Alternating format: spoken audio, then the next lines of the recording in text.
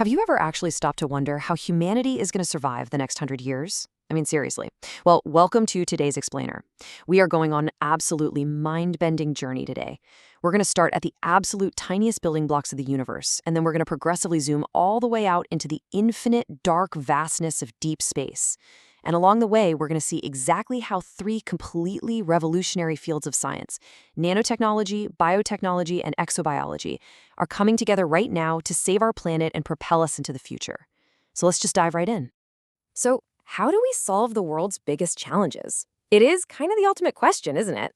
When you look at the news, it can feel completely overwhelming. We are facing massive, seemingly insurmountable global issues. I mean, how do we stop climate change from totally wrecking our food supply? How do we finally cure incredibly complex diseases? And if the day ever comes where we actually need to leave Earth, how on earth do we survive the deadly empty vacuum of deep space? These are big, heavy questions, but the good news? Science is already giving us the answers. But finding those answers, that requires the ultimate teamwork.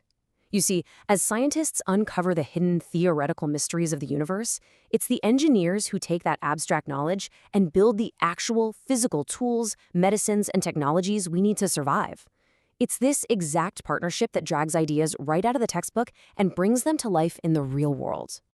Okay, here's a quick roadmap for today's Explainer. Number 1, unlocking nature's secrets. Number 2, nanotech, the tiny powerhouses. Number 3, biotech, engineering living solutions. 4 is exobiology, life beyond Earth. And finally, number 5, solving our grand challenges. Section 1, unlocking nature's secrets, building the future, atom by atom. Let's start this journey at the absolute foundation of matter. Now, this sounds a little bit backward at first, right? To solve massive planet-sized problems, we actually have to start by looking through a microscope. But think about it. Everything around us, our bodies, our cities, our entire atmosphere, it's all built from tiny, invisible blocks. If we can learn to manipulate and control those tiny blocks, well, we can control the macro world.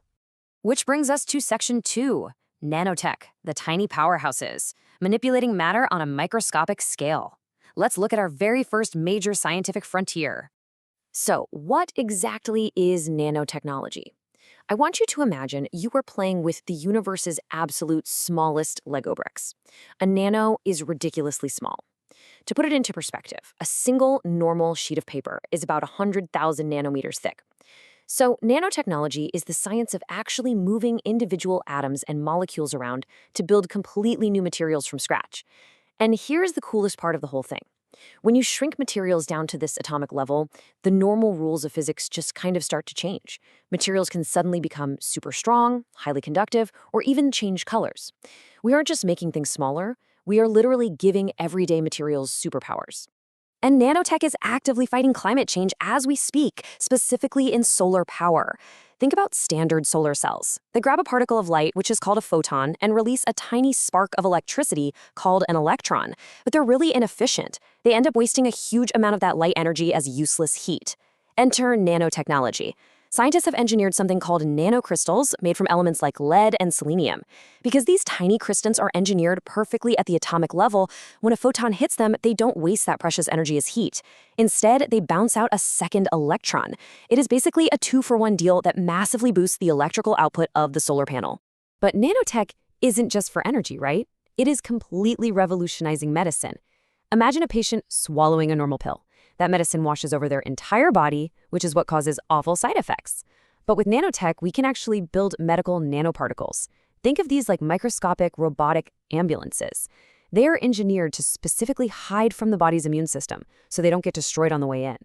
Then they travel straight to a specific disease cell, sense the internal conditions of the body, like, say, checking if your blood sugar is too high, and only then do they release a customized drug, like insulin, exactly when and where it's needed.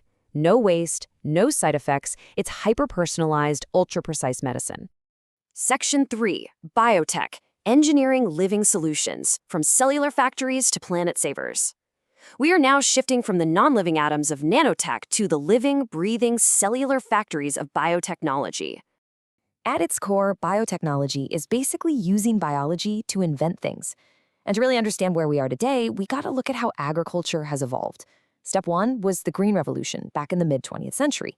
That's where we used new chemical fertilizers and advanced tractors to grow way more food. But we've pretty much maxed that out. Now, to feed a rapidly growing planet, we are solidly in Step 2, the Gene Revolution.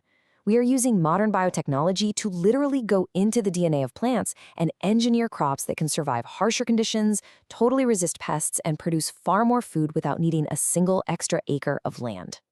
And the gene revolution isn't just some cool futuristic idea. It is a strict necessity for human survival. Look at this data.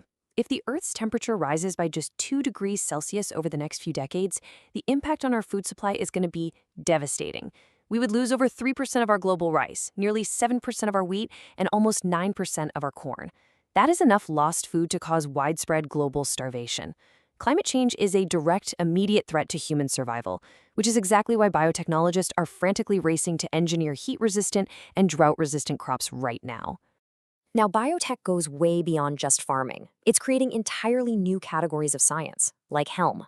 That stands for Hybrid Engineered Living Materials. This is where things get slightly sci-fi, but I promise you it is very real. HELM is the blending of living organisms, like tiny bacteria, with dead, inert materials like plastics or concrete. We are basically creating cyborg materials.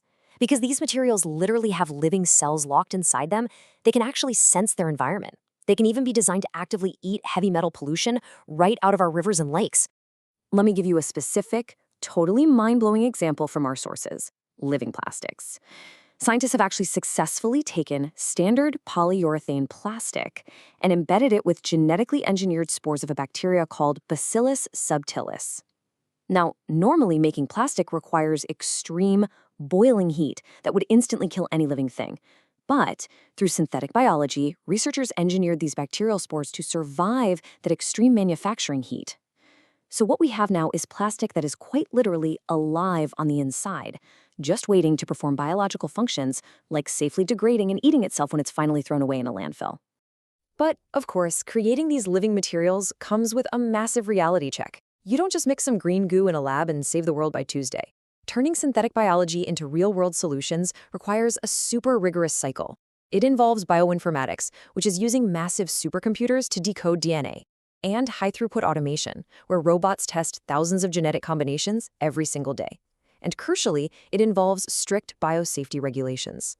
We have to ensure that when we release these engineered living materials out into the world, they are completely safe for humans and the environment. Section 4, Exobiology, Life Beyond Earth, Exploring the Cosmic Scale. Okay, we've mastered the micro, we've engineered the biological, so now let's zoom all the way out and look up at the stars. Exobiology is the study of the origin, evolution, and distribution of life in the universe. Are we alone out there? It's perhaps the most profound question humanity can ask. And as we learned earlier, scientists rely heavily on engineers to build the tools to answer these questions. Just look at the Hubble Space Telescope. It is an absolute marvel of engineering that has allowed us to peer incredibly deep into the cosmos, observing the birth of stars and the formation of galaxies from an infinitely small point in space. It's our ultimate tool for hunting down habitable planets way outside our own solar system. But finding a habitable planet, that is only half the battle. The other half is, well, actually getting there. Let's think about this logically for a second. If we send astronauts on a multi-year journey to Mars or somewhere beyond, there are no grocery stores along the way, right? There are no lakes for fresh water. Space is an incredibly hostile, freezing void full of dangerous radiation. So how do humans survive a journey where they have to bring absolutely everything they will ever need with them? The answer is that exobiology and biotech have to merge together. To survive deep space, we have to bring a living ecosystem with us inside a closed loop. Step 1. Astronauts naturally produce biological waste. And yes, we are talking about going to the bathroom in space. Step 2. Instead of just throwing it away, that waste gets pumped into bioreactors filled with carefully chosen, genetically engineered microbes. Step 3.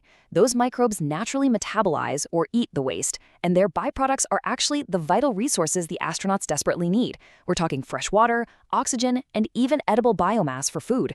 It is a perfect, self-sustaining biological recycling engine floating in the middle of outer space. Section 5, Solving Our Grand Challenges, Bringing It All Together. Let's connect all these massive scientific fields to see how they actually impact our everyday lives down here on Earth. Because these topics can sound so incredibly futuristic, There are some really common misconceptions we need to bust right away. First up, people often say, oh, nanotech is just sci-fi. That is totally false. Nanotech isn't some distant dream. As we just discussed, it is actively improving our solar panels and medicines today. Second, people think, well, biotech is only theoretical. False again. The gene revolution is actively keeping global crop yields stable right now as we speak. And third, space tech doesn't help Earth. Absolutely 100% untrue. The exact same closed-loop bioreactors we are designing to recycle waste on spaceships are inspiring incredible new recycling and water purification systems for drought-stricken areas right here on Earth. So, the absolutely crucial point here is to see how everything connects. Here are your big takeaways. Nanotechnology allows us to manipulate matter atom by atom, giving us hyper-efficient energy solutions and impossibly smart, targeted medicines. Biotechnology allows us to essentially program life itself, securing our fragile food supply against climate change and creating living materials that actually clean up our pollution. And finally, exobiology forces us to engineer the ultimate survival systems, teaching us how to sustain life in the harshest possible environments while we search for our origins out there in the stars. We have gone from the invisible atom all the way to the edge of the universe today. We've seen exactly how scientists and engineers, working hand in hand, are actively solving the grandest challenges of our time. But listen, the universe is still completely full of dark secrets and unanswered questions. It requires curious minds to keep pushing the boundaries. So I'm going to leave you with this final thought. Whether it's building a tiny medical robot, engineering a drought-proof seed, or designing a habitat for Mars, what ultimate mystery of nature will you help uncover next? Thank you so much for joining me on this explainer. Keep learning, stay curious, and I'll catch you next time.